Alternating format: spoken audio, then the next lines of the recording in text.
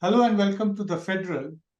This is Nilanjan Mukhopadhyay, and you're watching Off the Beaten Track, in which we pick up one issue and go to the depth of that matter, not just remain on the surface.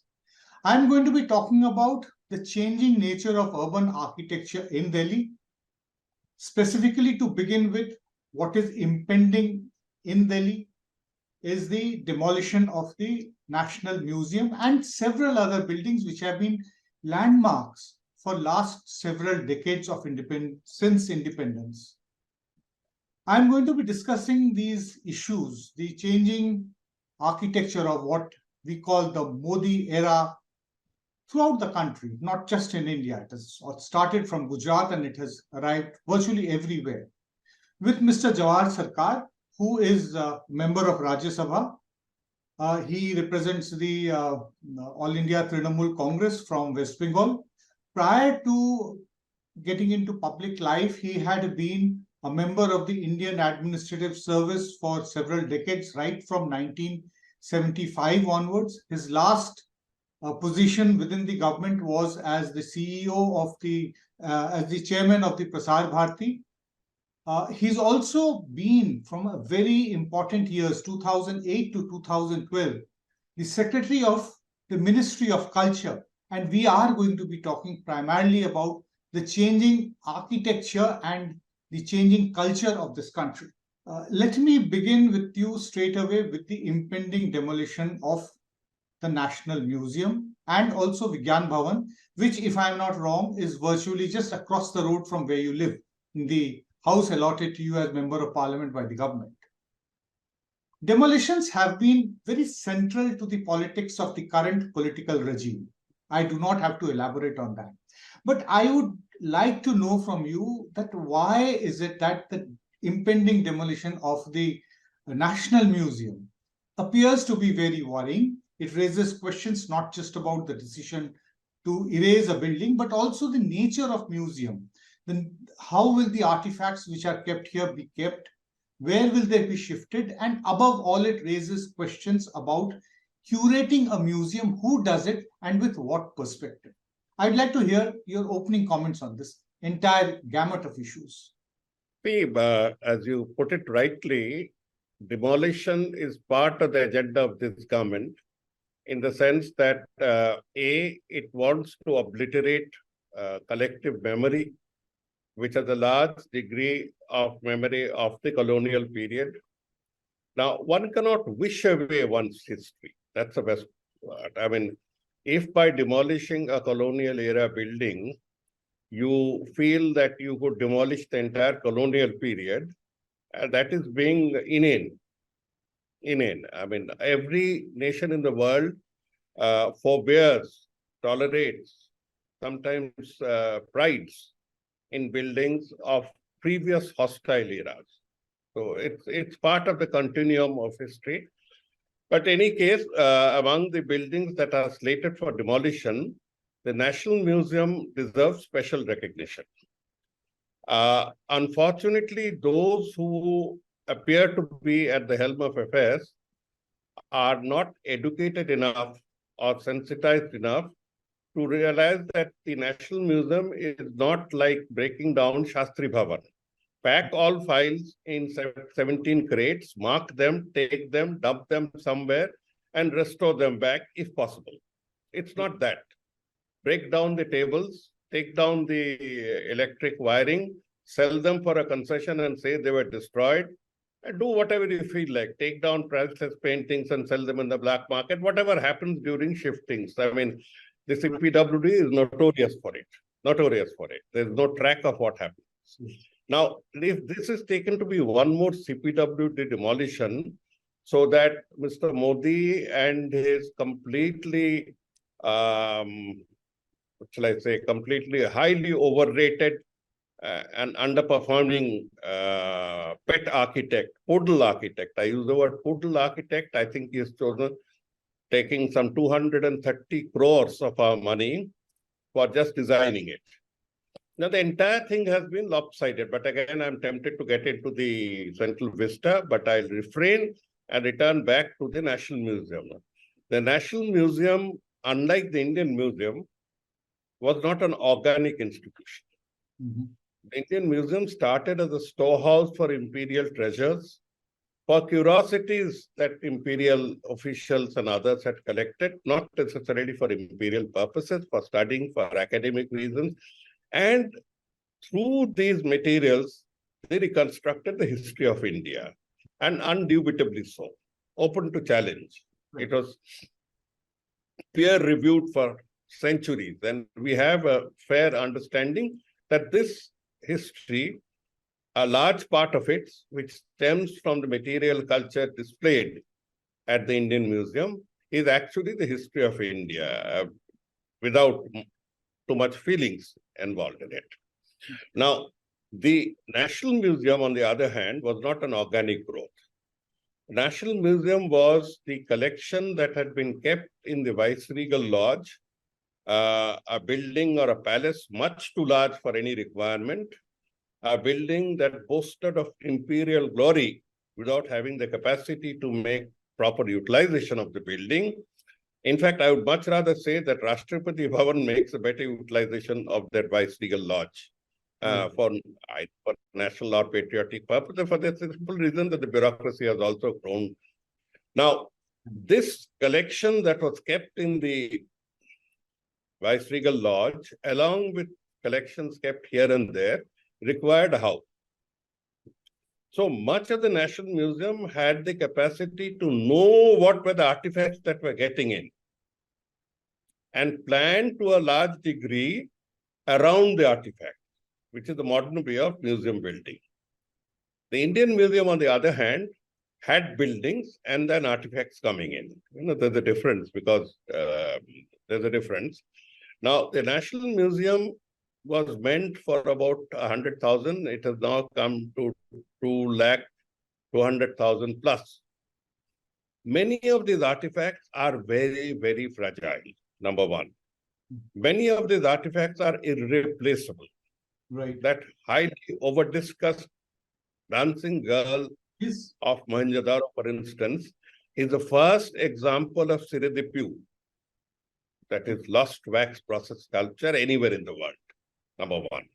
Number two, its features reveal, physical features, reveal a lot about the physical features of the people of those times. So we get a fair estimate that can be compared to genetic material. Right. C, its artistic design, pose.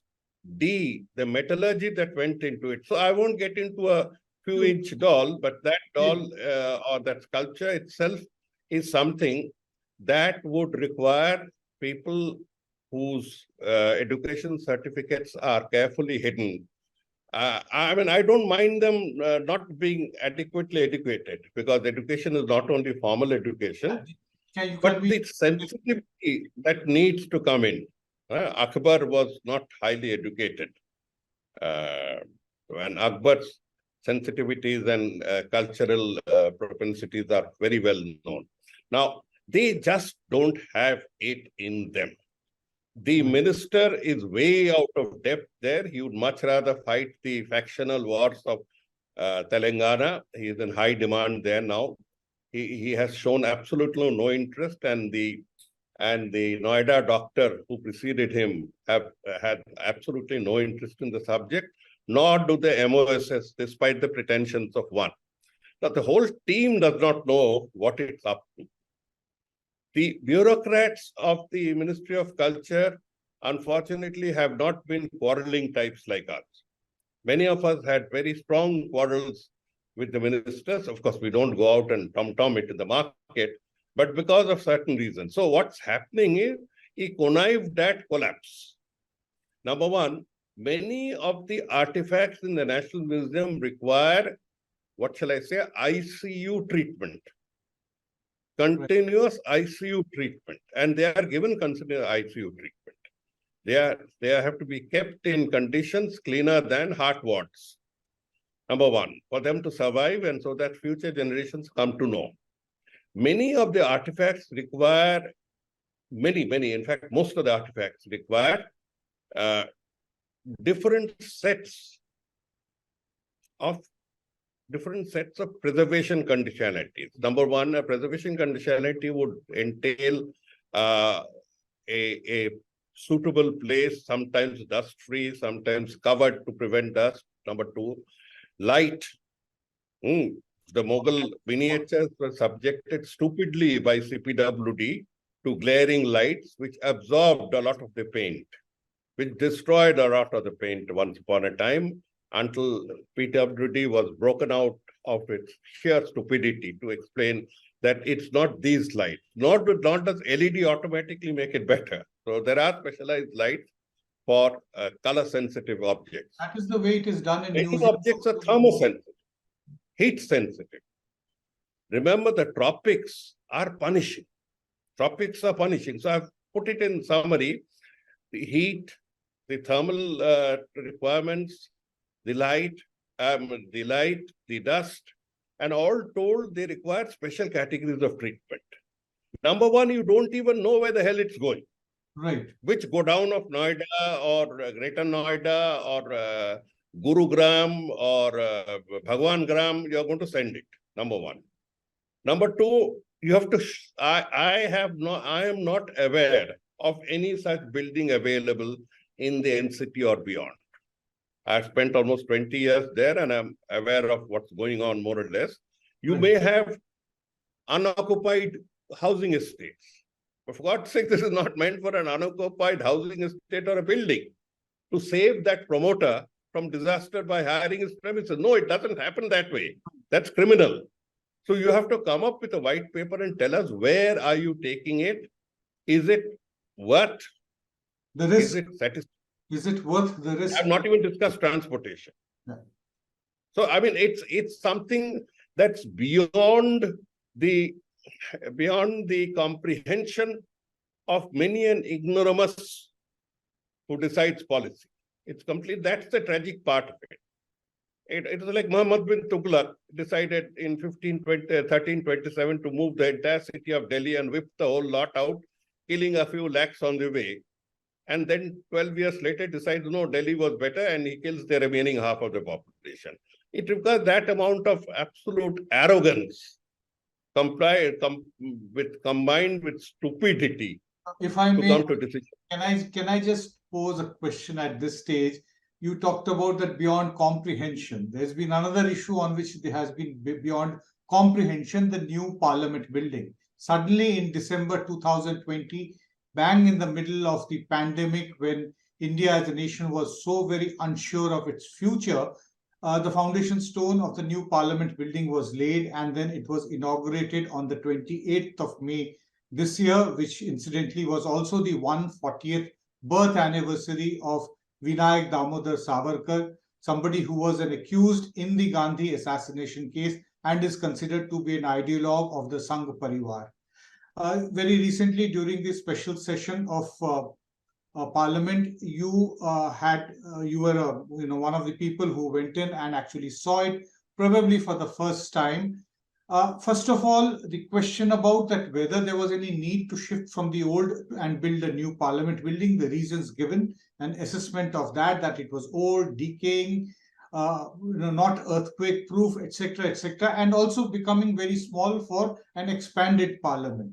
The other is that what has actually the building revealed? What does it show?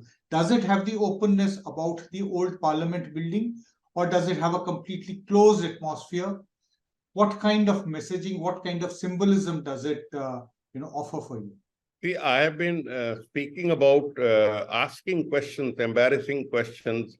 That's right. To inadequately equipped minister whose ego takes over, whose propensity to serve the regime is beyond his competence otherwise. I've been asking the minister again and again and again, and he has been stonewalling. I'm using the word stonewalling the questions because I can show the list of something like 17 or 18 questions I asked, and none of them appeared to be on the list. So that's a story by itself there. Right. 17 or 18 very well prepared questions. Number two, I wrote to him several times, countless times, to receive rebuffs in reasonably poor taste, not expected for someone who claims to have those educational degrees. But the short point is, whatever I'm doing is right.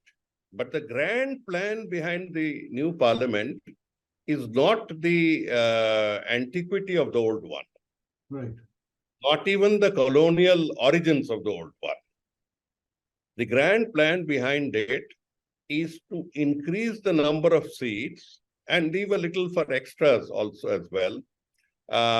One of the ways in which you can diminish a line is to draw a bigger line.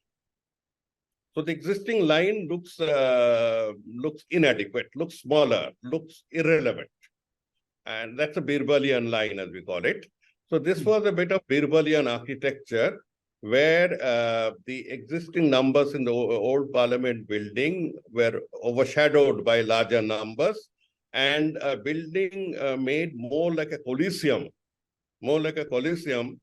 rather than as a discussion parliament. I mean, we feel so distant to each other. It's almost like we require mics to shout at each other. Right. It's one of the poorest form of parliamentary architecture that one can ever conceive. The United Nations building also has tall atriums, but tall atriums doesn't mean seats at great distances. You know what I mean? So, I mean, the entire architecture is by somebody who's just not there, just not, is propelled by parochialism, other forms of proximity, God knows what else, to build it. Now, the number of seats there have been designed to be extra to execute the next master plan that this gentleman has.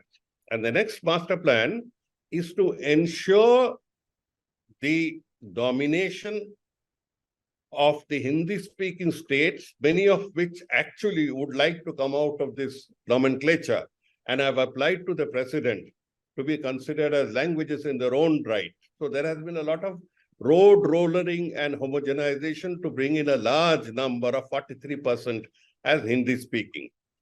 There are about 20% of these speakers who, as I said, are on record saying that we have our own autonomy that is being ground to dust to name us and brand us as Hindi speaking.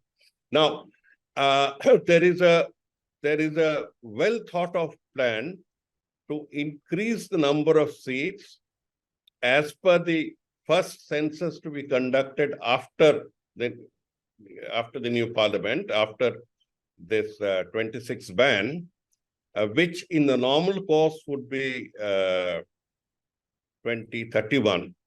Right. And if you see the projections that are going on, and if they manage to badger a few more regional languages and term them to be Hindi, they would have either an absolute majority or a commanding presence. That's the whole idea. You know, what the homogeneity of Indian culture that Narendra Modi dreams of, though he is a sidekick in this culture, remember, he doesn't belong to that culture.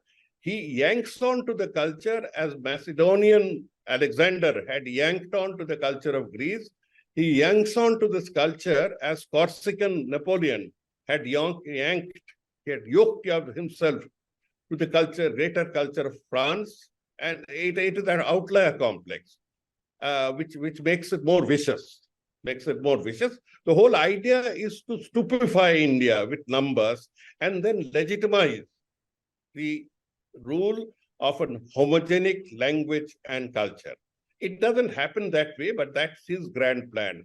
The lack of education comes in so apparently at every stage that his binary thinking would be overshadowed by fuzzy realities. But he doesn't realize. You mentioned the central Vista. So that is the main. Architecture, incidentally, is worse than horrible. I have described it in an article in The Wire on the last day of Parliament when we were leaving. I have read that. The architecture is, in one word, horrible. There are excess spaces where there are no requirements. There are huge, as I said, amphitheater-type halls kept in, where proximity and, let us say, where dialogue... bond Dialogue, Third, space for the dialogue. two houses are separated by Berlin walls, the practical Berlin walls, so we don't see each other. Common areas have been destroyed, so as per divide and rule principle, and it's a horror of an experience. Horror of an experience. When you, for one who has come from the other house. You were talking Tell about me. this Vista, this is all part of the new plan of Central Vista. Now, let me remind, this is something we forget quite often, that actually the Central Vista was first rolled out in Gandhinagar, when Mr. Modi was the chief minister. That is the time when this huge convention center was built at the end of this wide road, which is also called the Central Vista in Gandhinagar. Now, there at the convention center, on one side was the convention center, on the other side was the state legislature. Now, it kind of, brought about some kind of an equivalence with a convention center and the legislature. Likewise, here we also have seen the recent inauguration and the G20 summit held at this huge, architectural monstrosity called Bharat Mandapam, which is also takes it closer to what was there in the mind of Lutyens, that right from the Capitol Hill, right from the Raisina Hill, all the way till where the Yamuna flows, were supposed to have a pathway. So Pragati Maidan, what used to be Pragati Maidan, possibly the closest that one can get to the bank of the Yamuna. So do you see what was tried out in Gandhinagar, was in some way kind of an experimentation, and now we are seeing this on a full scale. We have seen similar kind of experimentations, in Varanasi also, where the Kashi Vishwanath temple corridor, right from the temple to the Gandhi Ghat, has been done. Everything else has been cleared out. This fascination for clean, wide, characterless, straight roads leading from one place to another place, to glorify something of the past. Do you see certain amount of commonality between all these experiments? In India or in most parts of Asia, didn't have the concept of a central plaza. Right. The central plaza or the piazza is a very European concept where residences would congregate onto an institutional area, and in the center of the institutional area would be, even without institutional area, would be a wide area for convergence, for people to meet, for people to converse. This plaza concept was not there. Certain parts and certain villages in North India had what they call the Lal Doda area. Other than that, the central area, this concept is alien. It is more colonial than anything that you can imagine. If you talk of colonialism, and colonial architecture is part of the colonial legacy, number one. Number two, Kingsway or Rajpath or Bodhipath or whatever you call it, is basically a marching avenue. The avenue in which goose-stepping soldiers march. With every step, they trample upon the pulsating heart of democracy. Right. With every step, they pulsate over the heart of democracy. So there's something antithetical to it. The European civilization also had this grand arch through which victorious soldiers would march through, like the Arc de Triomphe and many other arcs, which was an act of simulated penetration. If you think of it, it's an act of, it's a very patriarchal concept. So these grand marching avenues are per se anti-democratic, anti-pluralistic, they are. Number two, the way he's going on marauding and mauling whatever is left of the two sides is not only shocking, but something that we would have to bear with. We'd have to perhaps have to Fatehpur Sikri, make it as there, it's there, and sorry, I mean there it's for tourist purpose. These stodgy 9 buildings, stone-clad 9 buildings. First of all, I worked in the bureaucracy for about 41 years, and about 17 of it in the central bureaucracy. I have worked from building to building, and nowhere have bureaucrats ever voiced the need for having their buddies next to each other. We get into a building, we do our work, we meet people, you call meetings, you carry files, take decisions, go to ministers, and that's it. I don't need, as a director in commerce, I had no necessity for having, let us say, the Ministry of War, the Ministry of Defense next to me. Right. It is somebody with a helicopter view at the top who imagines he's on a helicopter ride, a very Genghis Khan attitude, who feels that all his minions must work together. Right. I wonder what's going to happen when you have 50 lakh government employees all in one place and they go on strike. The same place. They'll remember him for facilitating it. With It's a disaster in its own right. With the Prime Minister's residence and office also within the same, same area, same region. He's up on. No, there are two parts of the imperial thought of what do you call Central Vista.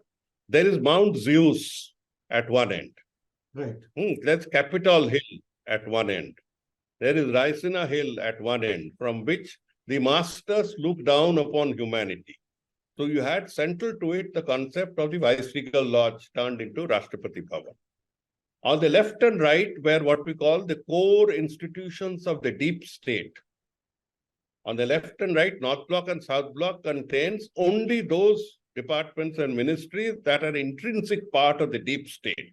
Right. The deep state, the hard state, the brutal state as it's viewed by those repressed. State has a lot of other developmental functions that lie beyond. Agriculture is there, culture, there's lots of things, but they are. If you notice, the denizens of North and South Block, home, foreign affairs, defense, finance, the Central Armed Forces, all of them represent the core. But every nation in its own way requires a part of this so-called deep state, however we view it. Mr. Modi has ensured that he is up on Mount Zeus or Mount Olympus, the Mount for Zeus. The Mount Olympus, he's on, sorry, my mistake, Mount Olympus. He's there on Mount Olympus and he's there next to Zeus. And he's carrying with him his favorite vice president, whose words flutter to explain how great a man Modi is. So the vice president will also be there next to him. The president is already there. And after that, we have the two pincers of the deep state next to it. I don't know how they plan to convert those two buildings meant for bureaucrats into museum. They intend it's impossible. Museums. And what would be put in these museums? There is a big question mark. These academicians actually raise the issue of curating museums. That curating museums is actually the job of experts, not of bureaucrats, not of political leaders. That is how it was done. Always, when after independence, India started making new museums. Now, we have seen all this happening in the urban space, which you have also, you gave a very important speech earlier this year in Rajya Sabha, where you talked about urban architecture in the Modi era.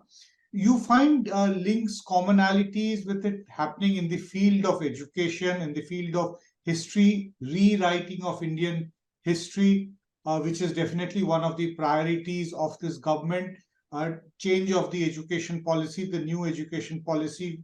I was listening very recently, once again, to some experts saying that as to how they are going to completely put an end to specialized education in the country and make everybody just generalists coming out from our various educational institutions. So you feel any link between education, history, various other disciplines in the educational sector and what is happening on the streets of urban India? First, the debasement of thought, belief, and progress, the debasement of science, the deliberate abuse of science at every step, the deliberate distortion of science at every step has been very clear. I need not elaborate on that. But then when you talk of the new buildings, any commonality, a Bhakt there are many of them, dime a dozen, explained to me that it is a new Hindu architecture. I know a bit of architecture, and I asked him what Hindu architecture is. Right. First of all, tell me what Hindu architectures are there in the secular domain. I'm not talking of temple architectures. Temple architectures or church architectures are a different ballgame altogether. We may at best borrow the dome on top, that's all. Right. Or a few motifs on the side like bells. What secular architecture are we modeling this on? What secular Hindu architecture are we modeling and refining into Hindu architecture phase Modi? There was no answer. The finest of Hindu architecture that we see is actually secular architecture. Secular architecture is actually from Modi state and Rajasthan and others, where you see the step wells, the baulis. Right. The step wells. They have an essence of it. So if they had even that smacking coming up in a new variation, we could call it Hindu architecture phase 2. Now, look at Bharat Mandapam. It looks something like a UFO landing.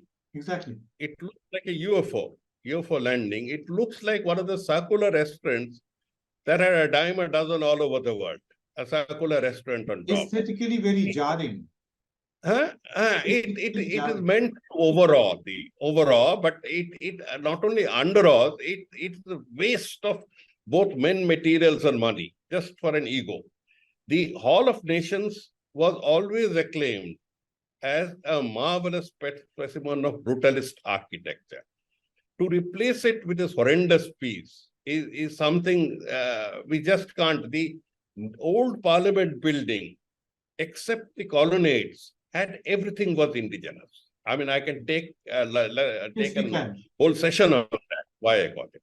But this particular building is a 4-star hotel by the Nouverish, who have made money from coal allocations and from airport undercuts and from ports on prohibited land and stuff like that. Well, the convention center in culture of Gandhinagar, entitlement without it.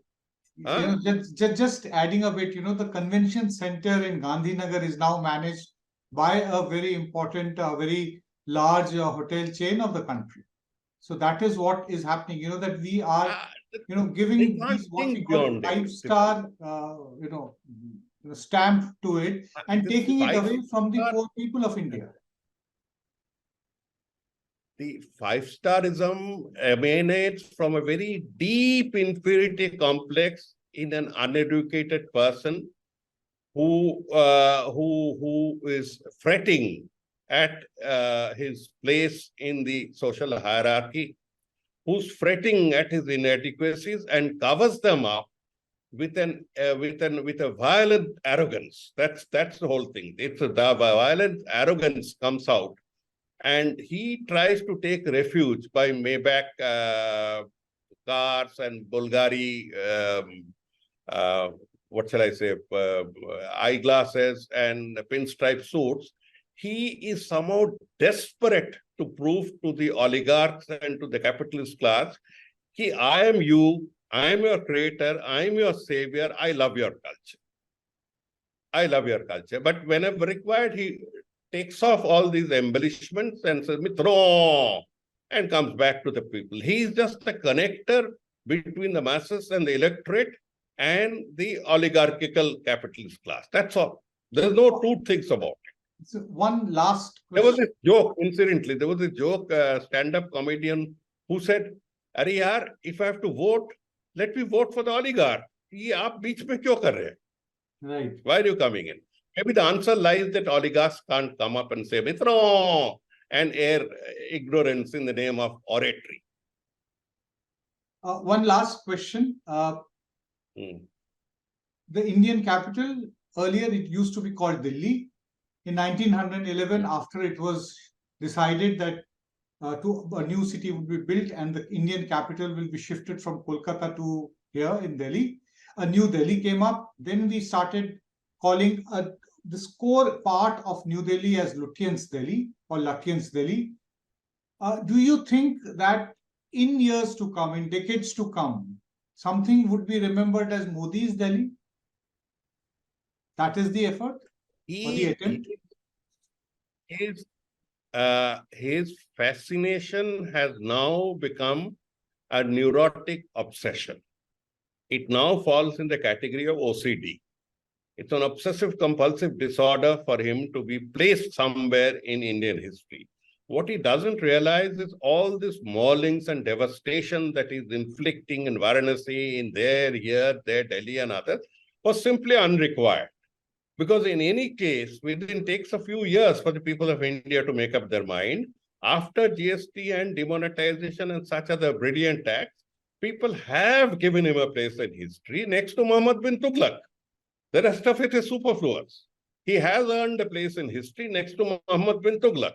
I've repeated this again and again and again, that he has a place in history. Why would you deny him a place in history?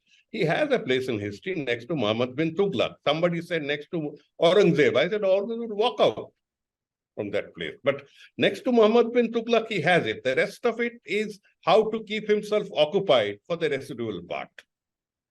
Well, that's all. It's fairly controversially put, Mrs. Sircar, but thank you very much for coming and joining us. Your views have been very harsh on the Prime Minister without directly taking his name, but you have actually not. Yeah, on few occasions you did take his name. It's not our job to judge whether your opinion is correct or not, but it definitely communicates a very important viewpoint. Thank you very much for coming and joining us on this program.